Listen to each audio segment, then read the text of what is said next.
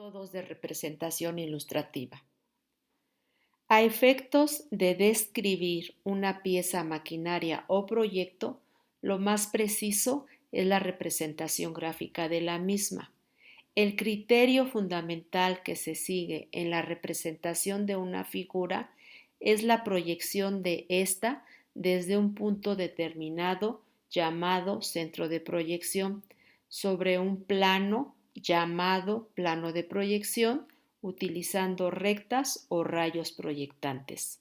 Según la posición del punto centro de proyección desde el cual se ejecuta la proyección, se tienen tres sistemas diversos de proyección.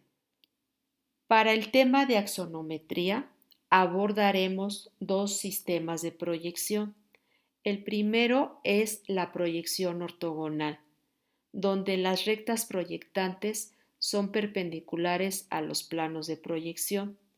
La proyección ortogonal puede ser multiplanar o axonométrica. En el primer caso se vale de dos o más planos, en el segundo caso de un solo plano de proyección. El centro de proyección está situado a una distancia infinita, pero la dirección y las rectas proyectantes son todas perpendiculares al plano de proyección. El segundo sistema de proyección que utilizaremos en el presente tema es la proyección oblicua. En ella las rectas proyectantes son oblicuas al plano de proyección. Utiliza solo un plano de proyección. El centro de proyección está a una distancia infinita respecto al plano de proyección. En una dirección cualquiera, las rectas proyectantes resultan paralelas entre sí. La proyección del objeto que se obtiene sobre el plano de proyección es una proyección oblicua. Es el sistema de proyección que utilizaremos en proyección caballera. Es importante decir que la axonometría o perspectiva axonométrica es un sistema de representación gráfica consistente en representar elementos geométricos o volúmenes en un plano mediante proyección ortogonal u oblicua, referida a tres ejes ortogonales de tal forma que conserven sus proporciones en las tres direcciones del espacio: altura, anchura y profundidad. Tenemos tres tipos de proyecciones axonométricas, ¿sí? Tenemos la dimétrica, la trimétrica y la isométrica. Vamos a ver que la dimétrica, de su nombre di, quiere decir que tenemos un ángulo diferente a 2. Entonces, decimos que la proyección dimétrica es aquella en la que los ejes de proyección forman dos ángulos iguales y uno desigual, ¿vale? En la trimétrica vamos a tener la abertura de los ejes todas diferentes, o sea, tres ángulos diferentes, como ustedes ven aquí. Ninguno es igual a otro. Y en la proyección isométrica tendremos tres ángulos iguales. Estos ángulos van a ser de 120, 120 y 120. Isométrica o isometría viene del griego que significa igual medida. Es decir, que este método o esta técnica axonométrica es la que me va a permitir representar volúmenes a escala con las medidas reales. Para estos métodos o estas técnicas axonométricas, la abertura de los ángulos de los ejes únicamente lo vamos a hacer con las escuadras, ¿sí? O sea, nunca vamos a utilizar el transportador. Vamos a ver con un poco más de detalle las proyecciones axonométricas. Aquí está. Vamos a ver, ¿ven este gráfico? Donde dice tres ángulos iguales, isometría. Aquí están mis ejes, la abertura de mis ejes, 120, 120, 120. Aquí está el cubo que yo les comentaba, ¿no? Y aquí están mis ejes, como los vamos a manejar nosotros. Z para profundidad, X para anchuras y Y para alturas. Observen bien este cubo. Este cubo, a ver, voy a seleccionar estas tres aristas, que son las que se ven. Y ustedes me van a decir qué característica tienen entre ellas estas tres aristas representadas por tres líneas. Son horizontales. No, no son horizontales. ¿Cómo son entre sí? Paralelas. Paralelas, ¿no? Entonces, estas tres aristas del cubo son paralelas ¿a qué eje? Al eje X. Entonces, estas nos representan el ancho del cubo. Ahora bien, estas otras tres aristas, ¿no? Siguen cumpliendo con esa característica, que son paralelas entre sí y decimos que van en sentido del eje Z. ¿Ya lo vieron? Tienen la misma inclinación, ¿sí?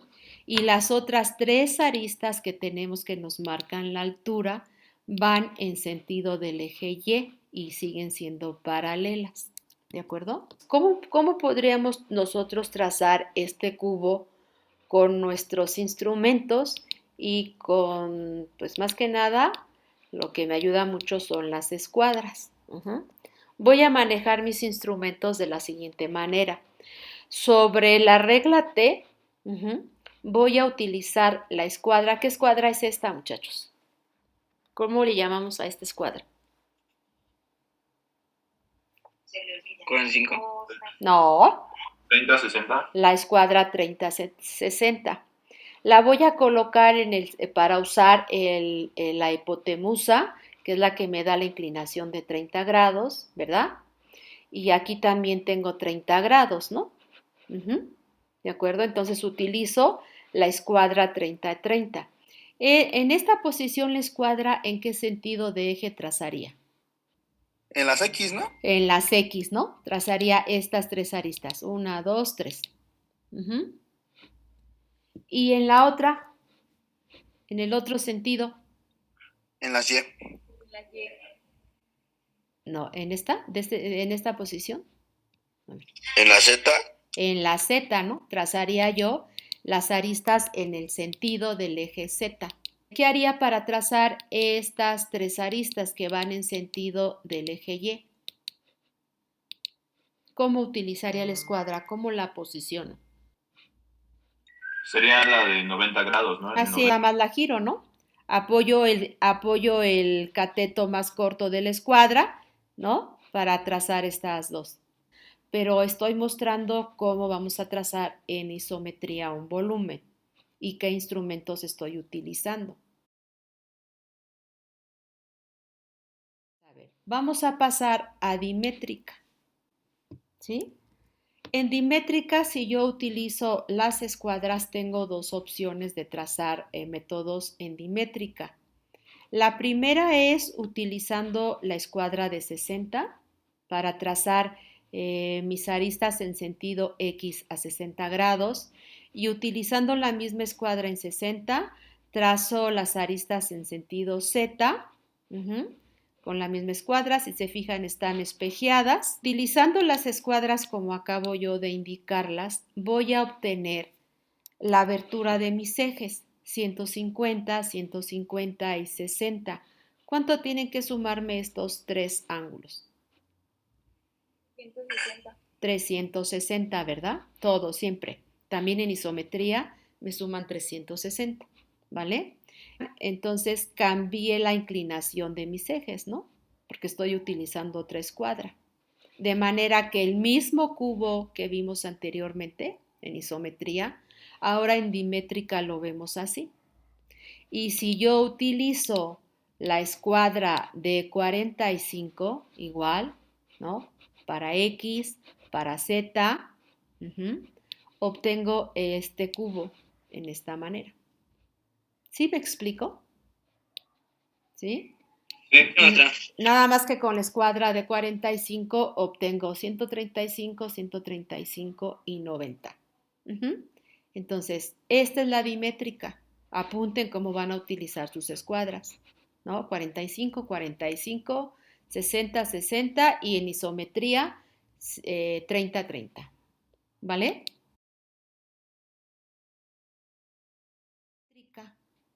En trimétrica, cuando utilizo las escuadras, tengo tres posibilidades. Hago la combinación, ¿verdad? Aquí combino 60 con 30, ¿sí? Tengo esta combinación de aberturas de ángulos. 150, 120, 90. Y cuando utilizo las escuadras 45, 30, ¿sí? Vean cómo están colocadas las escuadras sobre la regla T. Voy a obtener estas aberturas 135, 120, 105. Se cumple la condición de trimétrica. Ninguno de los ángulos son iguales. Y la tercera opción, utilizo en ella esta combinación. Es 45 con la escuadra de 45 y con la escuadra con inclinación de 60 grados. ¿Vale? De esta manera tengo estas aberturas, 135, 150, 75. Esto es muy fácil, miren. Si este es un origen y yo tuviera aquí un eje X, ¿no? De X a Y tengo 90 grados. Y si utilizo la de 60, pues son 90 más 60, son 150. ¿Cierto? Del otro lado, igual, tengo aquí mi eje, imagínenselo, el eje X. ¿Sí? Si aquí tengo de Y a X 90 grados. Y si coloco aquí arriba la de 45, pues son 135, ¿no? Y luego si sumo 135 y 150, ¿cuánto me da? 285, ¿no? ¿Hice bien la suma? Para 360, pues me quedan 75. Utilizando las escuadras en la posición que anteriormente señalé, ¿sí? Obtengo mis cubos, obtengo mis volúmenes, ¿sí?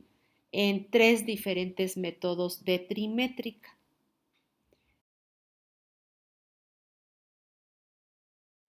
¿Qué sucedió? ¿Qué le sucedió al cubo con esta técnica? Igual con la dimétrica, ¿no? ¿Sí? Comparen los métodos de dimétrica con la isométrica, ¿no? ¿Cuál se ve más deformado? ¿Cuál ven ustedes más deformado? La dimétrica, ¿no? La dimétrica, ¿verdad? En 60-60, ¿sí? O sea, mientras más inclinación tienen los ejes que nos dan profundidad o nos dan anchura, el volumen se deforma más, ¿de acuerdo? ¿No hay dudas hasta aquí? ¿Anotaron bien la posición de sus escuadras y cómo van las aberturas de los ejes? Sí, profesora. Ok.